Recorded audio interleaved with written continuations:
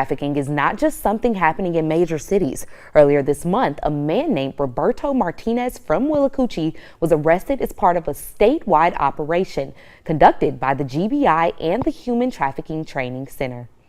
WALB News 10's Mackenzie Blaze debunks some of the other common misconceptions about human trafficking in our state. It's a huge misconception that this happens, in the dark corner of the world somewhere. It's all around us. And I think the best thing someone can do is to learn how to really recognize what real human trafficking looks like. Leah D. worked with human trafficking victims in the Albany area. In her experience, traffickers target vulnerable people. Someone from a broken home, someone experiencing poverty, someone with a substance abuse problem, or someone living in a new country are all traits that traffickers look to exploit in their victims. Traffickers don't need cages anymore. They have drugs. And whether that drug is taken willingly the first time or whether it's not, because there are cases where it wasn't taken willingly the first time, but then someone's addicted and they use that and exploit that to make them do the sex work. Another common misconception is that law enforcement agencies receive adequate training on human trafficking. Daniel Nash, the co-founder of the Human Trafficking Training Center, says that they don't. He aims to provide law enforcement with adequate training to help identify trafficking victims and arrest traffickers.